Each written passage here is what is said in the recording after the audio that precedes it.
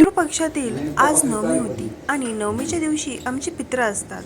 पप्पांनी सकाळी सकाळीच आजी आजोबांचे फोटोंची पूजा करून घेतली होती. तसेच चहा व नाश्ता देखील दाखवला होता.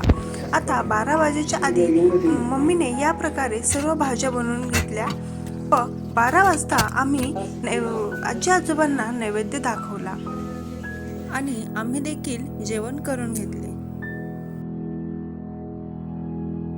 नमस्कार, मी तेजश्री आणि मी तुमचे माझ्या यूट्यूब चॅनलमध्ये मनापासून स्वागत करते. आजच्या व्हिडिओमध्ये मी तुम्हाला सांगणार आहे आपण पितृपक्ष हा पंधरवडा का सेलिब्रेट करतो व त्यामागील कोणती पौराणिक कथा आहे ती. तर तुम्ही हा व्हिडिओ शेवटपर्यंत नक्की पहा.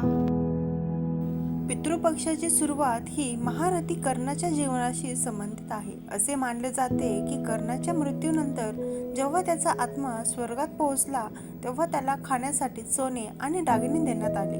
कर्णाला अन्नाऐवजी सोने का दिले जात आहे हे समजले नाही. त्याला अन्नाऐवजी सोने का दिले जात आहे हेच समजत नव्हते. त्याने देवराज इंद्रला विचारले की तुम्ही मला अन्नाऐवजी सोने का देत आहात. तेव्हा देवराज इंद्राने सांगितले की तुझ्या संपूर्ण जीवनामध्ये तू फक्त सोन्याचेच दान केले आहेस.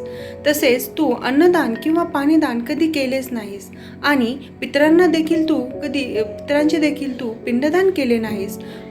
म्हणून तुला सोने खाण्यासाठी दिले जात आहे. ह्यावर देवराज इंद्रने कर्णाला त्याची चूक सुधारण्याची संधी दिली व 16 दिवसांसाठी त्याला पृथ्वीवर पाठवले. पृथ्वी तलावर आल्यावर कर्णाने भक्तिभावाने त्याच्या पितरांचे श्राद्ध केले, तसेच अन्नदान केले, पाणीदान केले व त्यानंतर कर्णाला मुक्ती.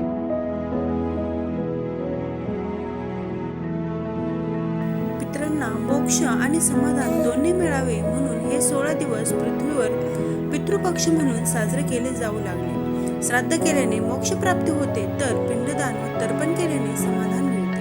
आजच्या व्हिडिओमध्ये इतकेच. तुम्हाला हा व्हिडिओ कसा वाटला हे मला कमेंट